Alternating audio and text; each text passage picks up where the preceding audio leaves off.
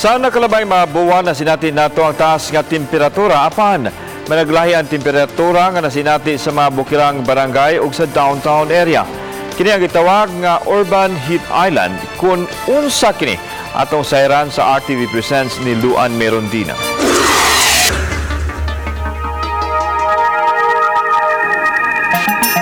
Nagkapuliki karon sila si Professor Aiza Cortez ug kaubanan sa gitawag nga Project GeoHeat kon Geospatial Assessment Urban Heat Island in the Philippines. Usa si Professor Aiza sa mga project staff sa pagtuon nga gihimo sa mga professor sa 7 ka mga universidad lukop nasod.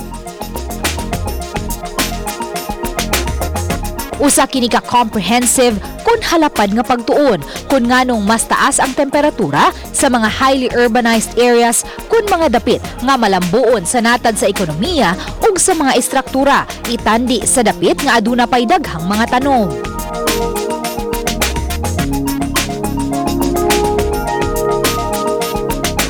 The term nga urban heat island simply means nga ang island nga part is na specific region of your urban area nga lahi iyahang characteristic in terms of temperature, specifically og microclimate. So, wala na siya nag-form siya og island nga because isolated na iyahang case sa iyahang surroundings. Gamit ang infrared thermal camera, gipakita ni Professor Cortez nga managlahi gayud ang temperatura sa asfaltong daan ug sa mga luna nga napuno pa sa kasagbutan.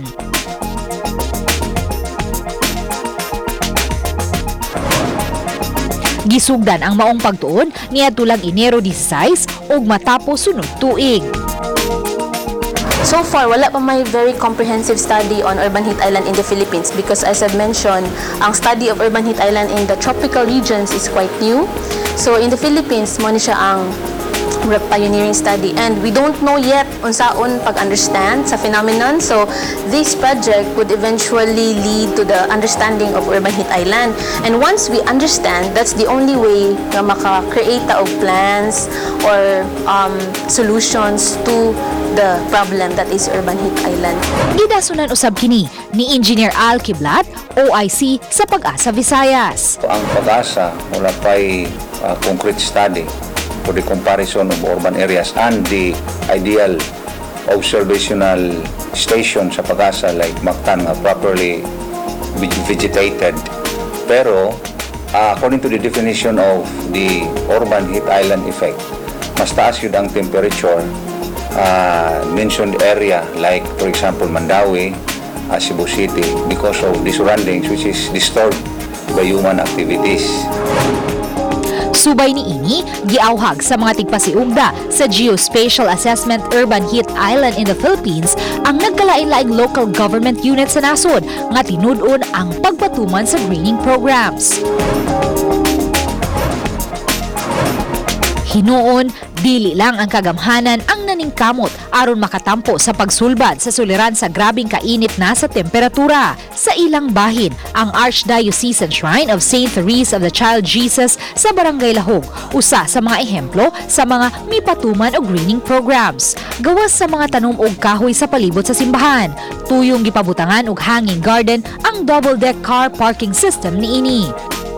I wanted nga something cool and then also nasa aesthetics nga ang parking dili lang kay parking so natay hanging garden.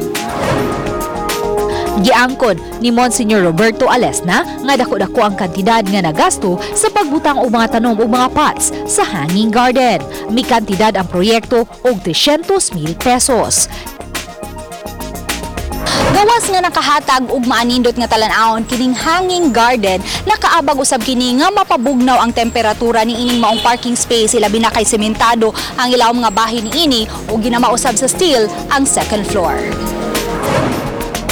Makatabang unta ang mga green parking spaces o green buildings sa mga highly urbanized cities aron pagsulbad sa pagsaka sa temperatura sa nasod. Apan giangko ni Professor Cortez nga nanginahanglan kini og dako-dakong kantidad. Busa alang kang Professor Cortez, mas maayong padaghanon ang mga parks nga adunay dagkong mga punuan sa kahoy ug mga tanom sa mga dakbayan. if I were to recommend siguro, mas sayon siguro nga unahon ang greening of the public structures and anha pa mosulod after ang green buildings, for example. So at least makita ang mga private institutions bitaw nga ni take leads ang LGU. So before i-require ang mga private is inana.